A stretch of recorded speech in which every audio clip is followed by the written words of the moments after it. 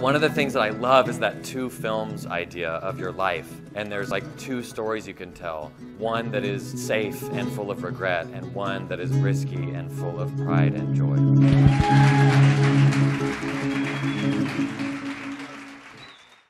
Hey, I know. Super exciting life I lead, right? Yeah, so I'm Aidan Ferris. I'm 22 years old, and I'm from New York, and I work with this organization called Earth Guardians. And we are a tribe of young activists, artists, and musicians from across the globe stepping up as leaders and co-creating the future that we know is possible. So basically, that's a long-winded way of saying that we use our passions to make a difference. We think that it's important that, you know, wherever you are, whatever you love to do, you use it to understand that we live in a changing world and we need to change the systems as well. So I'm from this place, this beautiful place called the Catskill Mountains. And I'm just going to tell you a little bit about how I discovered Earth Guardians. So that's me. When I was a teenager, I was pretty materialistic and consumeristic, and I just wanted to go shopping and go to the mall, and I wanted to move to New York City and live and be on Broadway or something. And then when I was 15 years old, I saw the movie Avatar. Yes, the one about the blue people. And it blew my mind, because what I saw wasn't this futuristic movie about this other planet. What I saw was what we were doing to our own planet. And up until that point, I had never been interested or cared at all about something like deforestation. So this is what I saw in the movie, was Indonesia and Malaysia being destroyed by palm oil. And so because of that, I was like, oh my gosh, I'm so depressed. What do I do? I don't know. There's no outlets. And then I was like, well, wait. Instead of letting this issue control my life, why don't I just decide to do something about it? So I started learning about the issues, and there's a lot of really terrible stuff going on, a lot of really scary projects. And I thought, well, I can follow the same path that everybody is supposed to follow, you know, go to college, get a degree in something I don't really care about, get a lot of student debt, and get married and have kids and whatever. And then I was like, but that's not really me, and that's not what I want to do, and I want to use my life to do something important. And I started seeing how climate change wasn't just this far-off thing that was affecting polar bears and the melting ice caps. It was actually affecting the Northeast, where I'm from, and my home. And that picture is from New Jersey right after Hurricane Sandy, and yes, there is a roller coaster in the ocean, and that's me. It was a disaster scene, and it was like from a movie. I was like, whoa, climate change hitting the shores of the US. It was the first time that the subway had ever flooded in New York. And so I joined this program, AmeriCorps, and I traveled around the US to do volunteer service, and I wasn't really doing anything that I actually loved, except for when we had the room to do our own projects, which was like planting trees or building houses or something. But it gave me the room to research what I really cared about. And so when I got out of that program, I went to a community college, and I was like, I really need to get more involved in the activist movement. So I started going to marches, and I started getting petitions signed. But when I was in high school, I was doing all of those things, but there were no other young people in my area who were also doing them. And that was really isolating for me. I was like, how do I do any of this if none of my peers care? What's wrong with everybody? And I just got angry, and I shut down. So then when I went to this march in 2014, I was about 19 or 20, and I saw that there were other young people who were doing the same thing that I was doing. And I met this guy, and he was 14, or 13 at this march, and he said this quote, "The power to make a difference does not come from the political leaders or presidents or Congress. The power comes from us, the people, and our generation is rising to protect the earth and create the world we deserve to inherit." So that's Jutesca Martinez. And that was the first time in my life that I had ever heard somebody younger than me talk about climate change, and who actually cared to make a difference, and who was. This kid started speaking about climate change when he was 6 years old. So it was really inspiring for me, and I was like, yeah, I can do it. There are other people who are doing it. That's me in a tree, of course. And so I researched the organization and found this program called RISE, Rising Youth for a Sustainable Earth. So naturally I applied, and it was the first time in my life that I really dove into a network of other young people from across the United States who were creatively approaching the problems that we face in our world. There's me, Jutesca sitting on my lap, so that was funny. And then I started to look more into the organization, and I realized that it wasn't just RISE, and it wasn't just in America. This is a global movement of young people all over the world. There's thousands of people who are taking leadership into their own hands and saying, you know what?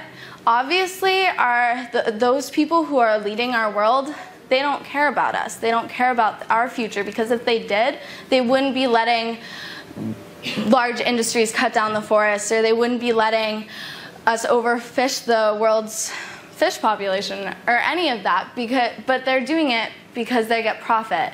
So we were like, oh my gosh, there are other leaders, and it was the first time in my life that I wasn't alone and I felt empowered. So I went home and I started my own crew, because that's what you do when you get involved with Earth Guardians. You can start your own crew in your community. We empower young people to take action and leadership, and that is by thinking globally but acting locally. So knowing that your actions that you take in your own community ripple out to the rest of the world. So we started our crew, and it was the first time that young people in my community had a platform for their voices to be heard. And that was really empowering for a lot of people. And so then I was thinking, and I realized that we can't fix the problems that we face by using the same tools that created them. Imagination and creativity are our best allies, meaning that while I wanted everybody in high school to be an activist, that's just completely unrealistic. Like, that's not what everybody's passionate about. While, yes, I personally will go and lay down in front of a pipeline and wait to get arrested until, you know, they shut down the pipeline, not everybody wants to do that. And so we need to be creative and use our passions in order to bring forth the change that we want to see. So one of the ways Earth Guardians uses our passions is through music. So Earth Guardians is also an eco hip-hop group. I'm just going to play you a short video.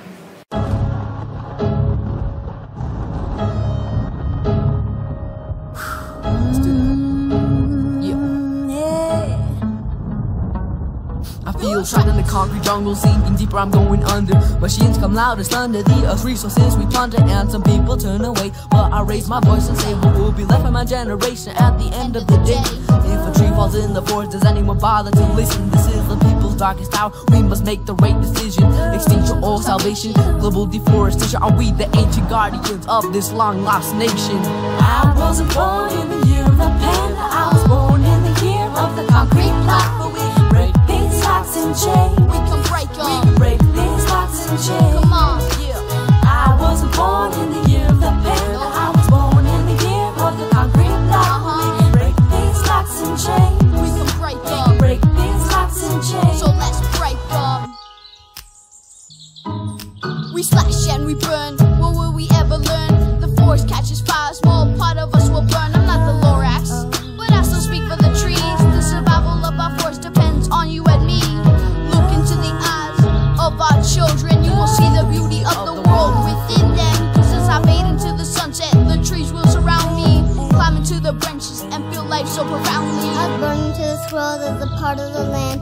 When I climb into a tree, I hold a flower in my hand. One with the earth, I'm one with the land. We hold the future of our earth in all of our hands. I'll stand tall like a tree in the forest that I love, to protect my only home, to protect all that I love. Don't cut down my tree. Don't destroy my only home. Don't cut down my forest. Leave So us I'm not alone. going to show the whole video because limited time, only have 20 minutes and all that jazz. But yeah, that's Chuta Scott's passion, is music, and that's what he uses to let the world know about the issues that he sees and wants to inspire people through music. Music is one of the universal things that we can all connect with, no matter where you're from. You know, but music isn't everybody's passion, right? So maybe you really love legislation and you want to be involved in government, which is a thing. People love that. So you can sue the federal government if you want to, and a lot of young people don't know that.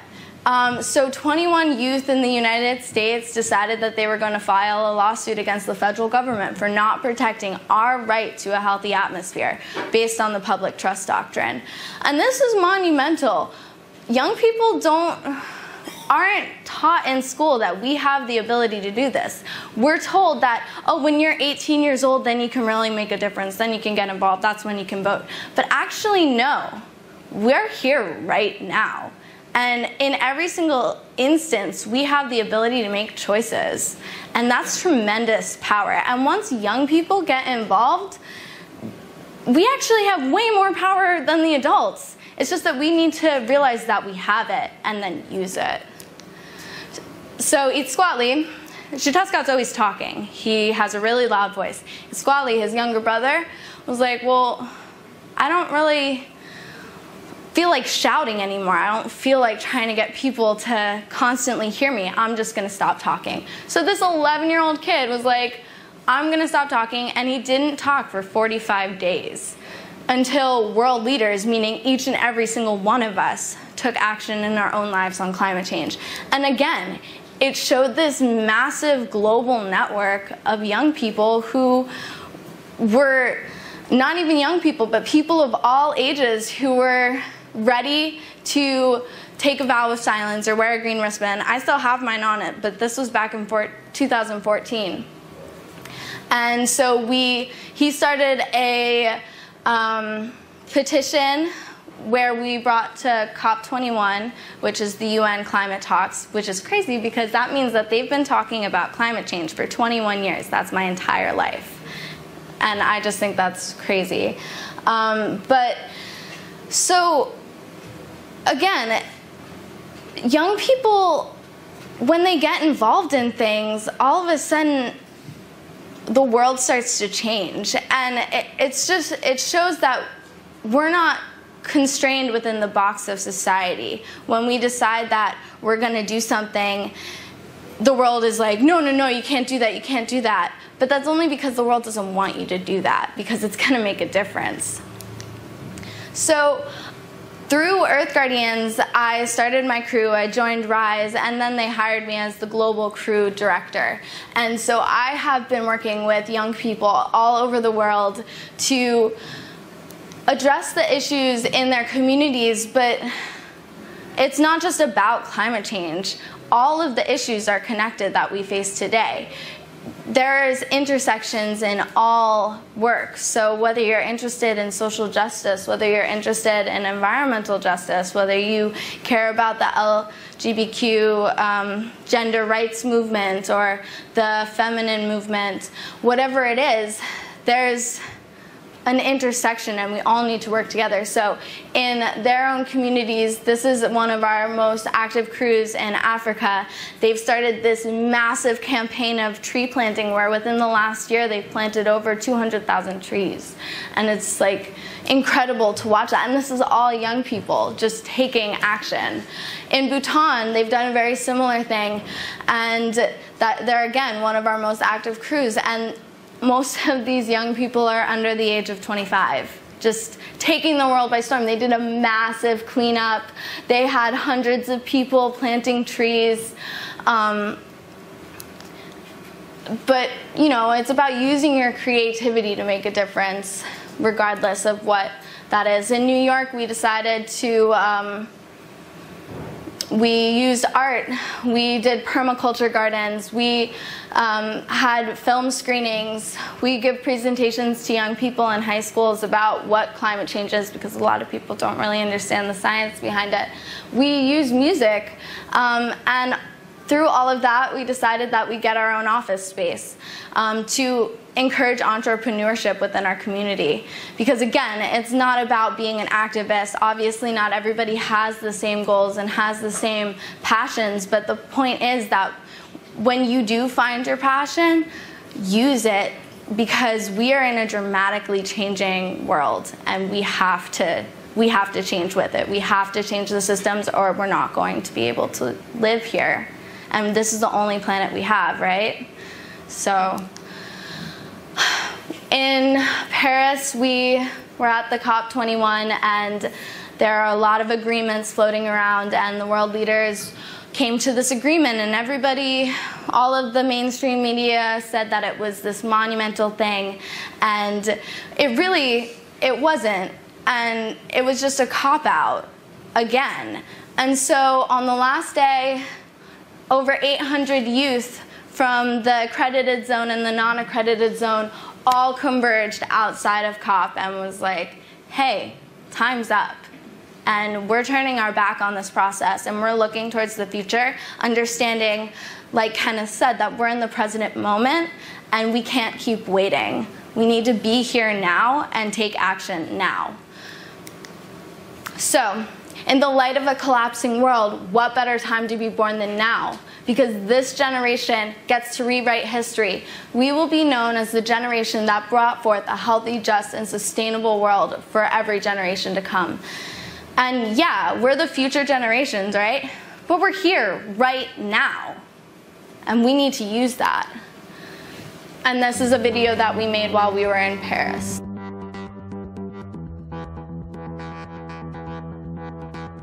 This is a message to the youth. Climate change is one of the greatest issues of our time, and we must act now so generations in the future will never have to fight the way that we have today. My name is Shuteska Tonatiu, 15-year-old indigenous environmental eco-hip-hop artist spokesperson, and I'm here in Paris with the COP21 United Nations Summit representing the voice of youth. I, as an individual, as a 15-year-old, as a student, as an activist, as an artist, have the power in my life to make a difference.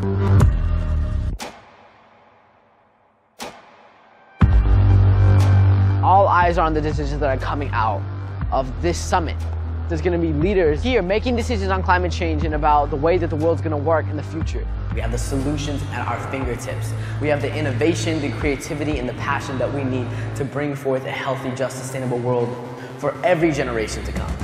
Regardless of what happens, the people are ready to carry forth the momentum, the energy, the movement necessary to change the world after COP21. I am currently in a lawsuit to hold the Obama administration and several branches of the federal government of the United States accountable for violating my constitutional right to a healthy atmosphere. I am suing the president. I am suing the United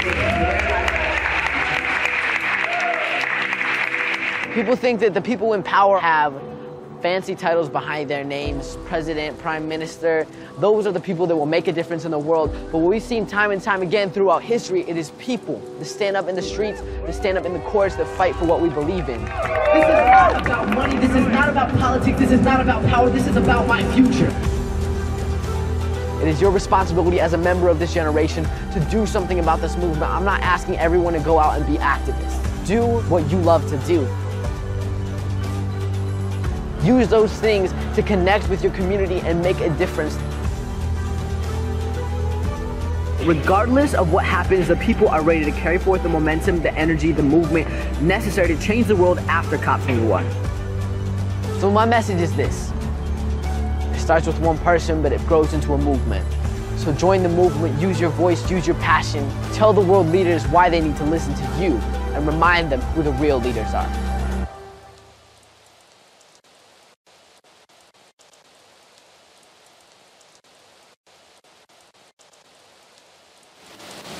So, like Liam decided he was going to make a chocolate factory, and like Kenneth decided that he was going to create new technology inspired by what his grandfather was dealing with, you have the power in your life to figure out what your passions are and then use it to make a difference. And don't let anybody tell you that you can't or that you're too young or that you can't make a difference, because we are doing it every single day in every aspect of our life.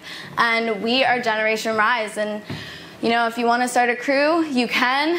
If you don't, that's awesome too. But like, we're everywhere.